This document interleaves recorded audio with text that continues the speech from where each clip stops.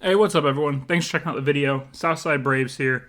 And today for you, I got my team introduction for the YCL. I'm not really going to call it a draft analysis because I'm not going to really go into much detail about the team and how it's going to work as a whole. But I'm just going to introduce you to each of my picks and a quick little brief summary of why I got each one. That's going to be it. So that's why I'm going to call it a team introductions. Should be a little bit of a quicker video. I do want to talk about the league as a whole before I get into my team a little bit. This is the second season of the YCL. I was in the first one. I think I went 2-7 if I remember correctly. I'm going to be honest. There's a lot of, seems like, dysfunctional stuff being ran by the league at that time. It kind of switched ownership a little bit, and some of the rules maybe had changed when the commissioner switched. And I don't know, it just seemed a little dysfunctional. I didn't really get into season one all that much. In all honesty, even though both the commissioners that ran it, the first one and the second one, I have played in leagues for both of them in the past and enjoyed it. They're great guys, but just the switching and then other things going on, I just couldn't get into season one very much. Season two, it seems like it's much more straightforward, laid out right away. Coaches seem to be taking it very seriously. I know the league as a whole is actually pretty highly ranked on the Pokemon Draft website. I know if you look at the coach rankings of all, we have some new ones, so they don't have a rank yet, but of all the ones in the league, I am by far the lowest. Mine has been brought down a little bit by like season one of the YCL, where I kind of gave up on the league a little bit, didn't prep, didn't make changes to my team, and end up picking up more losses than I probably should. Probably should have gone at least, I don't know, 4-3, maybe 3-4 if I had taken a little more seriously. Or there's 9 games, probably 4-5 would have been my guess. If I actually prepped and took it more seriously, I would have picked up 2 more wins, I think, in my mind. But that has kind of hurt my ranking a little bit. But my ranking should be bad either way. That's just why it's as bad as it is, in my opinion. But even if, like I said, all those were thrown out, all the games I didn't prep for, I think I'd still be by far the lowest ranked coach in the league. There are some phenomenal coaches in the league. So that's why this league is actually pretty highly ranked on that point scale. So if you look at that, I got no chance in this league. But I've played most of these coaches before. I know I can hang with them. And we're going to try to improve that ranking of mine in this league. And we're going to take Season 2 much more seriously. And we're going to make sure we prep every week, get the team ready, and see what we can do. And we're going to find out right away with Week 1. We play Mounte, who is a fantastic coach. He was the runner-up for Season 1 of the YCL. And I think in every league I've ever played with him, the worst I've ever seen him do is runner-up. So that's incredible for him. He's a fantastic coach. Super entertaining videos, too. If you haven't checked out his channel, make sure you do that. His battle videos, he does a very good job, just production-wise. So, I strive to have mine almost more like his. But, like I said, great content. Check him out.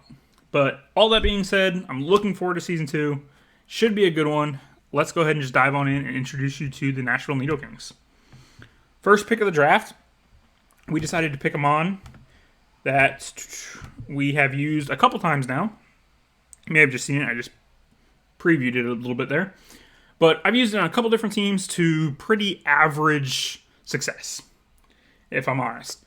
But I think I've been getting better with it, understanding a little bit more of what I should do with it. And I think I can make it work.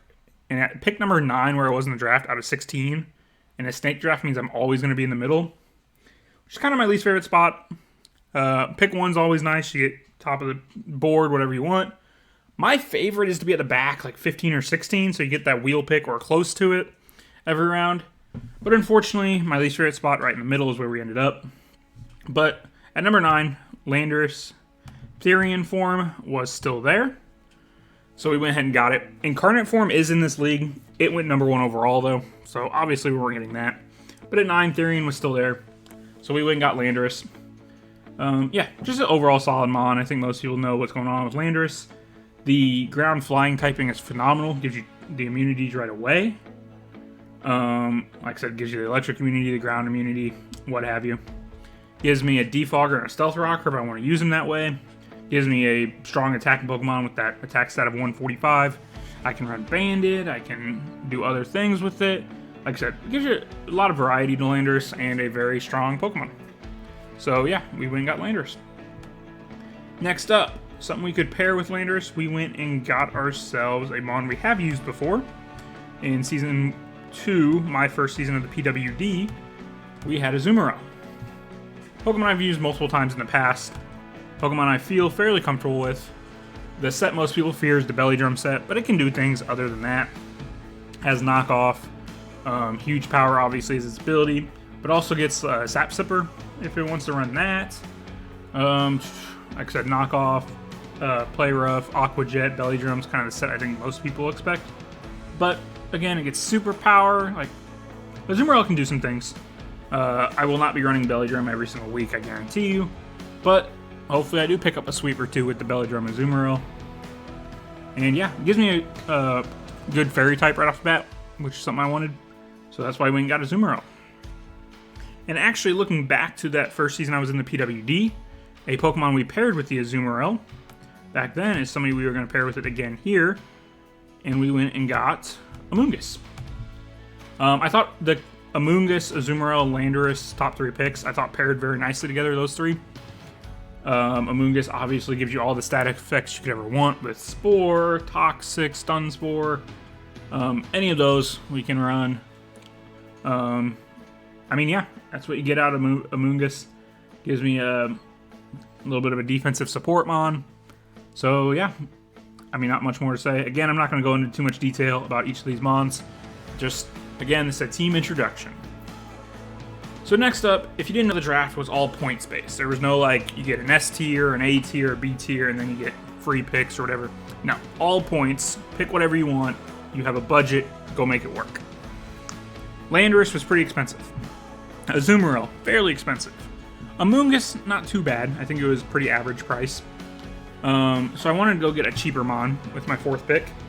So I went and got one that I thought was one of the stronger, lower tiered mons. And I went and got Electivire.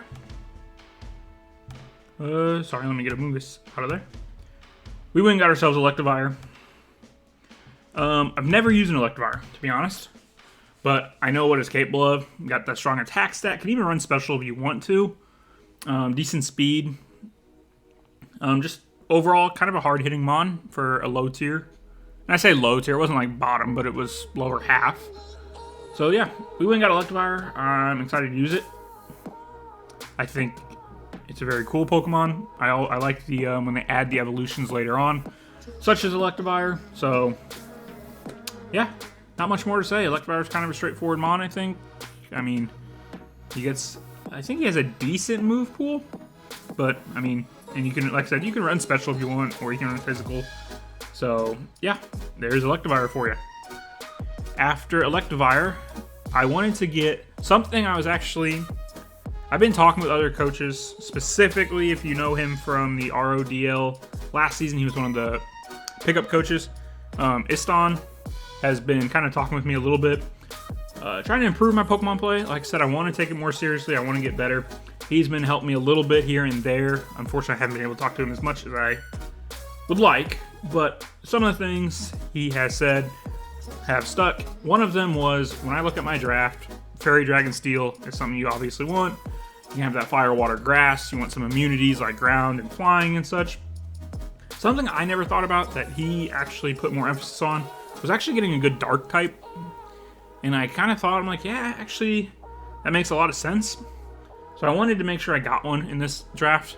And I went with my 5th pick and I got Crawdont. Who I honestly think's a little, I don't know if I want to say he's underrated because he's always decently tiered, but he's never really drafted. So, I mean, I think people I don't know if, he's looked down a little bit, I think, in Draft League from what I think he should be. Now, my problem with what I have with Crawdont is I think him and Azumarill do too many of the same things. I wanted a Fairy, that's why I got Azumarill. I wanted a Dark, that's why I got Crawdont. But I think they overlap a little too much, so I might look to trade one of them at some point. But to start the season, we're going to rock it with this and see how it goes. Yeah, like I said, it has a priority with Aqua Jet. Good attack stat with that 120 attack. Yeah, not much more to say. That's why I went and got Crawdont. Next up, we needed, so far I believe, Landorus was my only hazard removal with Defog. So I wanted to go get a more reliable, a more reliable Defogger. And I love the ability Magic Bounce in Draft League. So we went and got Xatu. Yeah, again, decent speed with 95, decent special attack with also 95. But again, Magic Bounce, Defog, two of the main reasons I would get it. I don't love Magic Bounce being on a flying type, to be honest. Like, Hatterene's the better Magic Bouncer, but I still like the ability. But just a lot of mons that have Stealth Rock. I mean, I say a lot, but I mean a decent amount that have Stealth Rock also have Rock type attacks, which are going to hurt Xatu. But I have the Xatu. I think it's a good pick. It was another kind of lower tier, decent value pick. So yeah, that's why we went and got Xatu. Next up, what I was looking for next was I wanted a fire type on the team. Kind of had the water grass already covered, water twice for the water fire grass core. I wanted a decent fire type that I've used before and felt comfortable with. And to be honest, with where I was point wise and where we were in the draft, there wasn't a ton of options left for fire types. But one that I recognize that I think is decent is Alolan Marowak. So I went and got him here. Again, he was on that same team with Azumarill and Amoonguss that I used before that made the playoffs. Hopefully I can repeat that success with those three. That was my fire, water, grass core in that league, was Azumarill, Amoonguss, and Marowak. So hopefully I can repeat that. Again, Marowak got a big buff with the Poltergeist ability, or move, sorry, being added in the game with the DLC. Gives him a strong physical ghost move along with obviously Flare Blitz. But yeah, I mean, I think Marowak can put in some work, and we're going to try to do just that. So, looking at my team now, what I wanted next was I wanted a good steel type, good defensive steel type, and another hazard setter. Something I was surprised to still see available at this point in the draft. Kind of ate up most of my remaining points, but I went and got it anyways, and that's Copperajah. Copperajah is a very fantastic Pokemon. Again, super slow. So, and honestly, Xatu gets Trick Room. I can run Trick Room into Copperajah. And then it becomes very scary with that 130 attack stat. But yeah, I went and got Copperajah. Gave me that Steel type. Gave me the hazards.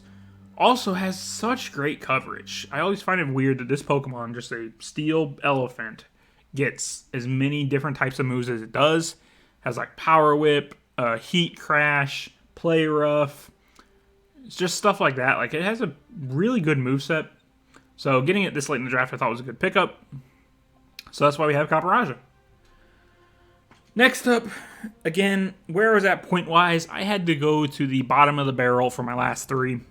So these last three, you may see a time or two this season, but realistically, you aren't going to see them much. But still, I wanted to get something that might help my team. So I was looking, what else am I missing?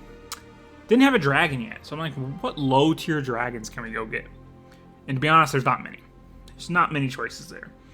But one that I think actually has some decent stats is going to be Shelgon. So I went and picked up myself Shelgon. Again, look at that physical side. 95 physical attack, 100 physical defense. Throw an Eevee Light on that thing, and that thing can be a defensive wall for you. So, at least in theory, we'll see if that works. But again, I didn't have many points left. Didn't know much what to do with these last three. So we went and got Shelgon. Next up, what I went with my next one, again, at this point we were at the very bottom tier. No other choices other than that. Something I do quite a bit is I look at the usage rates on Showdown for like OU and such. I don't base everything off of those, but I kind of am interested to see what people are using. And one Pokemon that's always much higher than I would ever think is, and it just confuses me. I don't understand. I don't know why. But I'm like, heck, I don't know if I'm even going to use this pick anyways. So let's go pick it up, see if we can learn, figure out why it's used more than I ever thought it would be. And that is Shelmet. Again, I know nothing about Shelmet. I don't know why it's used as much as it is. I don't know what it does. But we're going to go do our homework and find out. If Shelmet can come in and win me a match or two, great. If not, no harm, no foul. We got it in the 10th round of the draft. Yeah, I just kind of wanted to see what this thing does. Like I said, it's used way more than I ever thought it would be. So yeah, we're going to look into Shelmet a little bit. Now, we had one pick left in the draft. I was looking at that bottom tier still. And there's actually a Pokemon in there that I have used before fairly successfully for a Pokemon that low. So I thought I'd go get it.